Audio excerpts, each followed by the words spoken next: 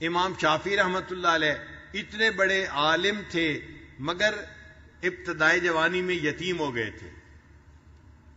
اب جب والد سر پہ نہیں تھا تو والدہ کے پاس خرچ کرنے کے لیے کچھ ہوتا نہیں تھا، تو امام شافعی رحمۃ اللہ کی والدہ ان کو کاغذ قلم خرید کے نہیں دے سکتی تھیں.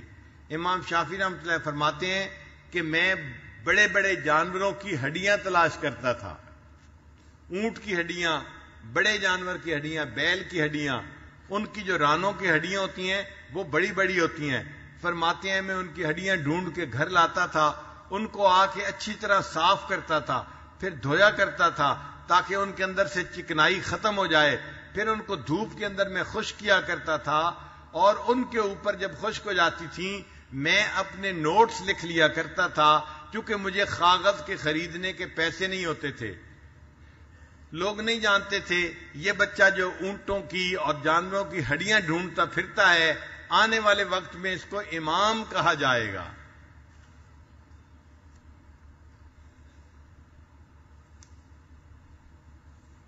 فرماتے ہیں کہ میں نے حج کیا، مجھے مینا میں ایک بوڑھا ملا. اس بوڑھے نے مجھے دیکھتے ہی کہا اے نوجوان تم میری دعوت کو قبول کرو. امام شافعی رحمۃ اللہ فرماتے ہیں میں نے کہا بہت اچھا، میں نے آپ کی دعوت قبول کی. جیسے ہی میں نے یہ کہا اس بوڑھے کے تھیلے کے اندر خشک روٹی تھی، اس نے ایک کپڑا بچھا دیا، کہنے لگا یہ دسترخوان ہے، اور روٹی نکال کے رکھ دی، کہنے لگا بس یہ روٹی کھا لو. امام شافعی رحمۃ اللہ فرماتے ہیں میں نے بے تکلف روٹی کھانی شروع کر دی. جب بوڑھے نے دیکھا کہ میں نے بلا تکلف وہ خشک روٹی کھانی شروع کر دی تو مجھے کہنے لگا نوجوان تو مجھے قریشی نظر آتا ہے. میں نے کہا ہاں میں قریش کے قبیلے سے ہوں. وہ کہنے لگا کہ میں نے اس طرح پہچانا کہ قریشی لوگ دعوت دینے میں بھی بے تکلف ہوتے ہیں اور دعوت قبول کرنے میں بھی بے تکلف ہوتے ہیں. تمہاری بے تکلفی نے مجھے بتا دیا کہ تم قریش قبیلے سے ہو. کہنے لگے میری اس بوڑھے سے بات چیت ہونے لگی تو بوڑھے نے بتایا کہ میں تو مدینہ طیبہ سے حج کرنے کے لیے آیا ہوں. میں نے امام مالک رحمۃ اللہ علیہ کا نام سنا ہوا تھا کہ وہ مدینہ طیبہ میں ہوتے ہیں.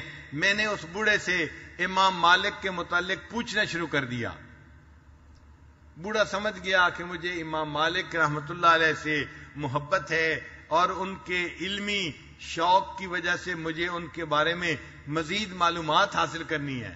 بوڑھا کہنے لگا اے نوجوان اگر تم ہمارے ساتھ مدینہ جانا چاہو، ایک حاجی ہمارے ساتھ آیا تھا وہ فوت ہو گیا، اس کا اونٹ خالی ہے، ہم تمہیں اونٹ دے دیں گے، تم مدینہ طیبہ قافلے کے ساتھ پہنچ جاؤ گے.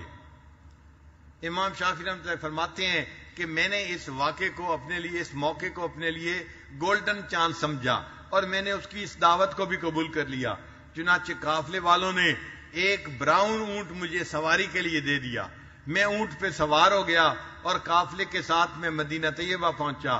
ہمیں مکہ مکرمہ سے مدینہ پہنچنے میں 16 دن لگے اور میں نے 16 دن میں 16 مرتبہ قرآن مجید کو مکمل ختم کر لیا. اتنا عبادت کا شوق ہوتا تھا.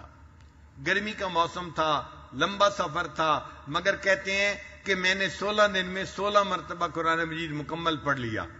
جب میں مدینہ طیبہ پہنچا مسجد نبوی میں تو اس وقت میں نے دیکھا کہ نماز ہو چکی ہے اور ایک لمبا سا آدمی کھڑا ہوا اور ایک اونچی جگہ پر بیٹھ گیا اور اس نے کہنا شروع کر دیا قال قال رسول اللہ صلی اللہ علیہ وسلم. امام شافعی رحمۃ اللہ فرماتے ہیں کہ میں نے پہچان لیا کہ یہی امام مالک ہوں گے، لمبے قد والے. انہوں نے ایک چادر باندھی ہوئی تھی اور دوسری چادر اوڑھی ہوئی تھی.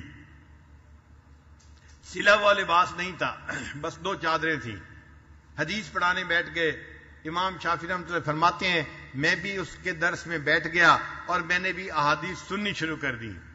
تھوڑی دیر کے بعد امام مالک رحمۃ اللہ نے حدیثیں لکھوانی شروع کی. تو جب حدیث لکھوانی شروع کی تو جو لوگ وہاں تھے ان کے پاس کاغذ قلم تھے، انہوں نے کاغذ قلم سنبھالے اور حدیث کی املا شروع کر دی.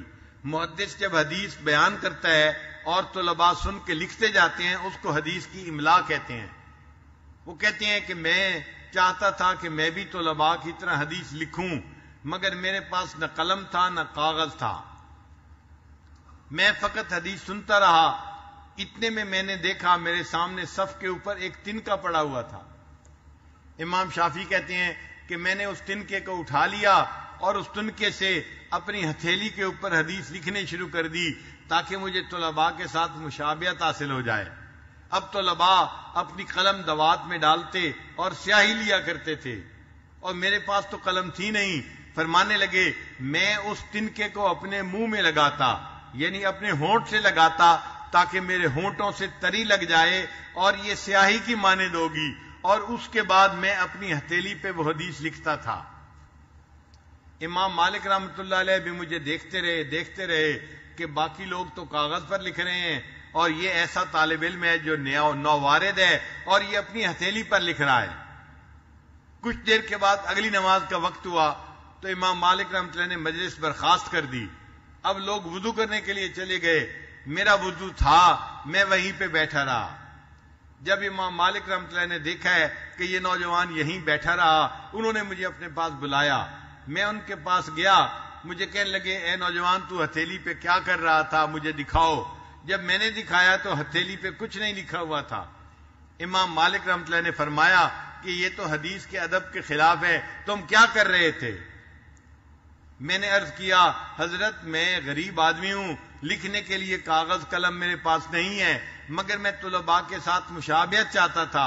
آپ کے طلباء قلم اور کاغذ پر لکھ رہے تھے، میں حدیث کو سن رہا تھا، لیکن حقیقت میں میں اس حدیث کو اپنے دل کے اوپر لکھ رہا تھا، میں اس کو یاد کر رہا تھا. امام مالک رحمۃ اللہ خوش ہو گئے، کہنے لگے اچھا نوجوان، اگر تم حدیث کو یاد کر رہے ہو تو میں نے پوری مجلس میں جتنی احادیث لکھوائی ہیں اگر تم آدھی بھی سنا دو تو میں سمجھوں گا کہ تم بڑے قابل آدمی ہو.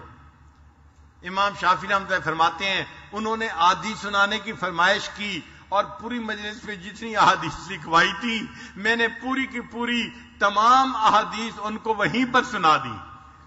تو امام مالک رحمۃ اللہ بڑے خوش ہوئے اور کہنے لگے کہ تم میرے مہمان بنو. پھر وہ مجھے اپنے گھر بھی لے گئے اور میں ان کے گھر پر مہمان بھی رہا، گھر سے کھانا بھی کھاتا رہا. کون جانتا تھا کہ یہ طالب علم جس کے دل میں اتنی طلب ہے علم کی، آنے والے وقت میں اس کو امام شافعی کہا جائے گا.